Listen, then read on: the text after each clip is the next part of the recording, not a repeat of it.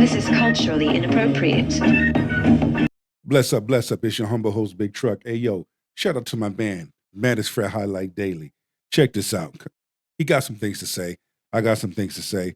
And then the spirit of the universe is going to take us home. So let me just say this. A dating expert did an experiment that proves that modern dating is cooked. And we're about to tap in. Grab your shoulder pads and your helmet, and let's get this work. Let's go. Dates in 2 months? The average man struggles to get 14 dates in 2 years. And that's exactly where we come in. Because Alexa is about to break down what these dates cost her from a woman's perspective. And we're going to add what these dates cost from a man's perspective. So I let her take the wheel. And in my budgeting app, I created categories to track every dollar the experiment cost me. From beauty, outfits, transportation, to the actual dating apps themselves, all of it. So it resulted in 14 first dates in 2 months, 5 second dates, 0 partners, and nearly $400 spent. This is pure gold. $400. That's laughable compared to men. Imagine playing basketball, taking 14 shots, and missing every single one. First thought, your shot is broken. Now, let's slow this down. 14 dates in 2 months is basically 2 dates a week. Add the 5 second dates, that's 19 dates total. $21.05 per date. What's happening? So now we're going to dive into it. These dates still coming up with 0. Okay, keep that in mind. Now pay attention to what she says next. While that felt like a lot of money for me personally, that's not even close to what some people are spending to participate in the dating pool. According to data from BMO Financial Group, the average American adult 18 and older, whether currently in a relationship or not, spends $2,279 on dates every year and estimates the all-in price of a date from Imagine that. Now, imagine that amount of money being spent on first dates and not getting nothing out of it. Or the date goes wrong. Or bitch just want food, but don't want you. That's a waste of money, as well as a waste of time. Even though most of my dates insisted on paying for everything, for which I'm very grateful, the numbers didn't lie.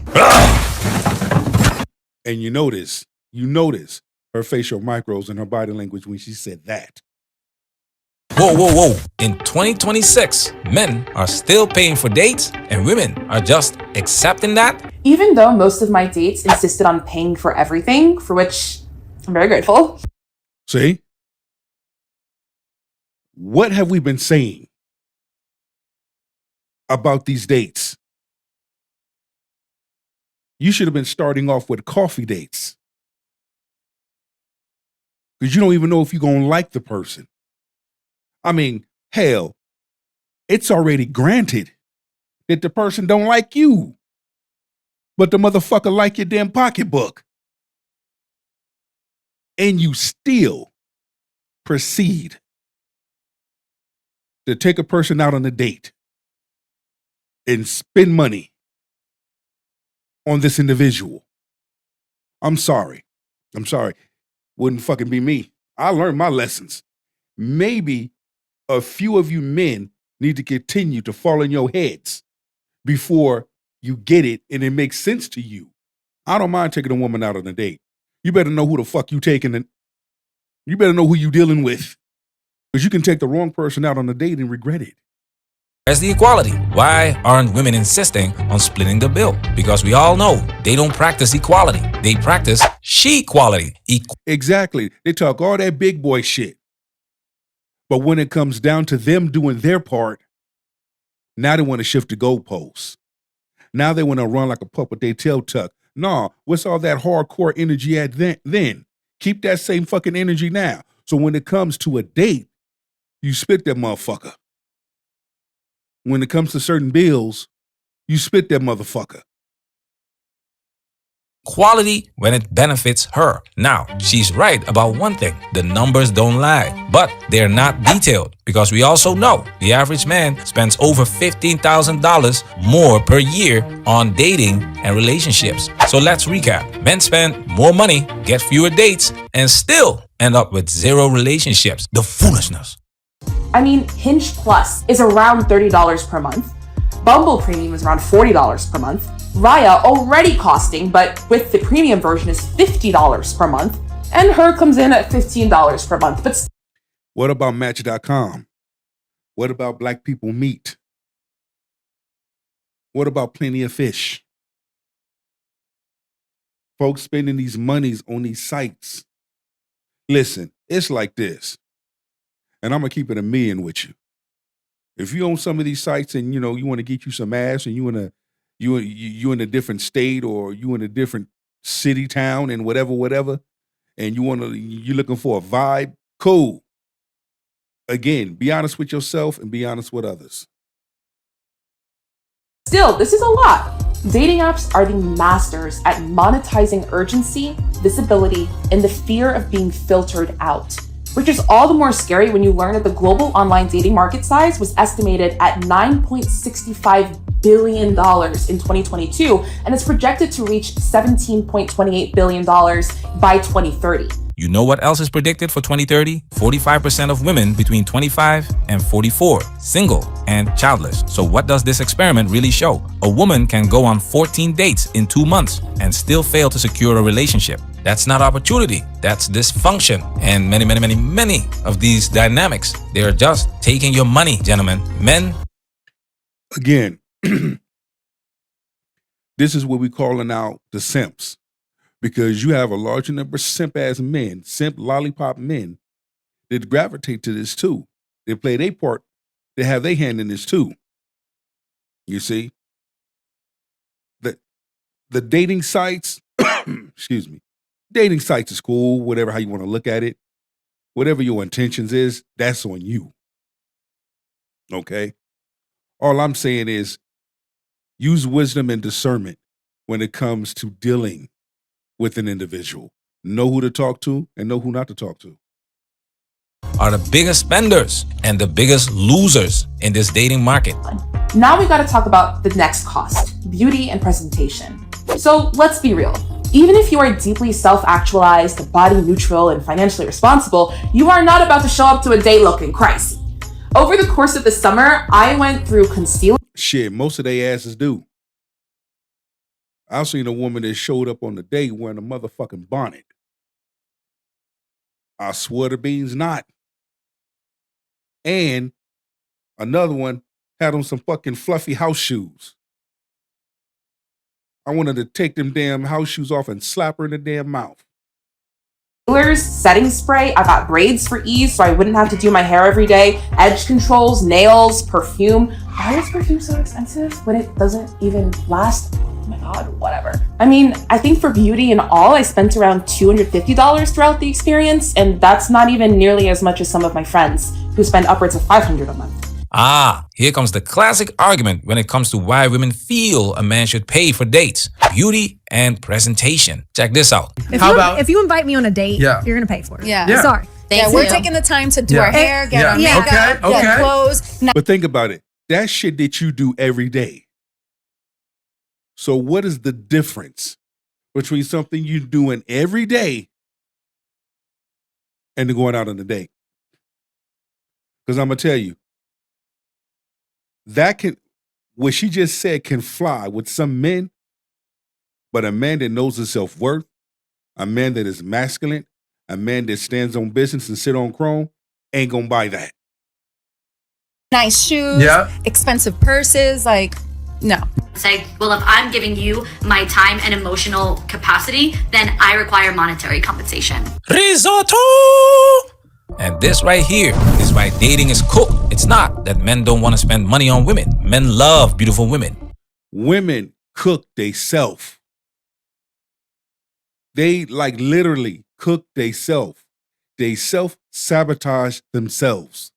They throw their own damn selves in the motherfucking lake of fire. That's not the issue. The issue is no femininity, no appreciation, no respect, no loyalty. And the biggest one, no exclusivity. This woman went on 14 dates in 2 months. What is exactly special about dating her? What are you gonna show her that she hasn't already seen? At this point, you're not dating, you're rotating, and that kills attraction. The average user spends 90 minutes per day on dating apps. So just imagine all of that every day. It's heavy, it's tiresome, and you get burnt out after a while. You are literally scouting, interviewing, performing, evaluating, and being evaluated, following up and recovering. And none of that shows up in your budgeting app, but it does show up in your energy, and energy affects spending. Because when you're tired, you Uber, you order in, you impulse buy, you outsource. Time lost has downstream financial effects. It's just usually too watered down to clock. So she's exhausted from texting, preparing, showing up. That's a fraction of what men deal with. So is it? And the thing is, not only that, but starting to see how men feel and what men go through when men are going on multiple dates. There's nothing, if you're going to go on multiple dates or whatever the case may be, and for the most part, men set aside a budget. Hey, look, keep it simple. Because a real woman is not going to care about where you go, long as she is with you. That 60% of men are opting out. Men carry the financial load and the emotional load. Rejection after rejection after rejection. And then you've got people like Scott Galloway telling men to just keep trying. At what cost? Constant rejection is not neutral. That hits your mental health. All right, now it's time to talk about safety. When I date men, safety has to be a budget category. Like I said earlier, that looks like taking the late night rideshare instead of the train, even when I can't really afford the surge. Choosing a bar with good lighting and visible staff, not because I love the ambiance, but because I may need witnesses or want a good eye on the exits. It also means sharing my location with a friend before I leave the house. True that. Now, what about men's safety? Men have to be safe. Men have to know what type of woman that he's taking out on a date, because she could be a psycho lunatic. She could be one of those women that don't get her way, so she throws a temper tantrum. I've seen women throw temper tantrums inside restaurants and public places. So you have to look at, a man has to look at his safety too. Texting someone, their license plate number, if they're picking me up in their car. Not drinking too much, not because I'm watching my calories, but because staying alert is in my best interest. Choosing a daytime first date specifically so that the exit is safer. There's less risk of leaving so soon because we'd agreed to meet during the day. A Wired magazine article, a 2019 survey by ProPublica and Columbia Journalism Investigations, one of the only articles ever to take this issue seriously, found that more than a third of women said they were sexually assaulted by someone they had met through a dating app. And of these women, more than half said they were raped. But when women try to report these incidents, many say the dating apps in question often don't even respond. That's true. In some cases, that does happen. But what about the other cases that's not reported about the men being assaulted? What about the cases that goes unreported about allegations being thrown on a man that never took place because that woman didn't get what she wanted? He told her no. I'm just saying, if we're going to tell the story, tell the whole story. See this here?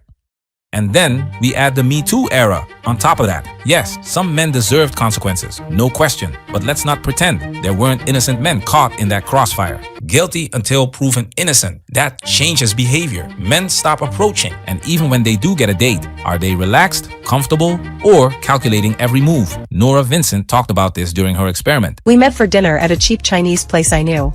All these dates were breaking me financially, and based on past experience, I was hoping it would be a short evening. In the end, she didn't like dating women. Let that sink in. She experienced what it feels like to pay someone to rob you. None of my male friends, as much as I love you guys, have a safety budget for dating.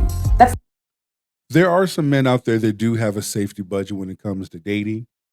And they will let it be known that going out on a date, this is my budget. We're still going to have a good time. I will not go over this budget. And you know what? That's perfectly fine. Again, you will know what type of person you're dealing with when you set the ground rules. My criticism of them, it's just a fact. That gap is a tax, a quiet, invisible, every single date tax for risk management that women who date men have been absorbing for years. Don't have a safety budget. For men, safety means not participating because a woman might not hurt you physically, but she can destroy your reputation. False accusations, social media callouts, private Facebook groups. That cost is way higher than women's safety budget. But since we're talking about cost, I'd be leaving some. Hell yeah, especially when they go on TikTok and make all these damn videos assassinating a man's character. The financial and emotional structure of dating shifts depending on who you're dating. When I've dated men, there's often an unspoken performance undercurrent. Even when things feel casual, there's a kind of invisible scoreboard operating in the background of like who initiates, who pays, who seems more interested, who has options. That scoreboard is exhausting and it costs something in effort, in presentation, in safety planning, in emotional regulation after the fact. When I've dated women, the vibe has felt structurally different. Splitting was assumed, or one of us would feel strongly about treating the other. I'm gonna go here. You tell me what types of individual and their character, okay, and their appreciation showing when it comes to dating.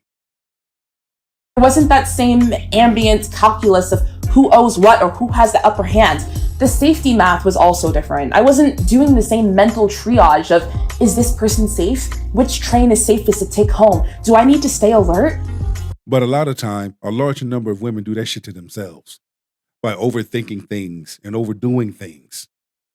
Because even if a woman is dating another woman, you also got to be advised too that you playing Russian roulette when you're doing that, because even that can get nasty and dirty, especially when it's time to walk away. Y'all know what I mean. The performance energy felt lower. The trust baseline felt higher.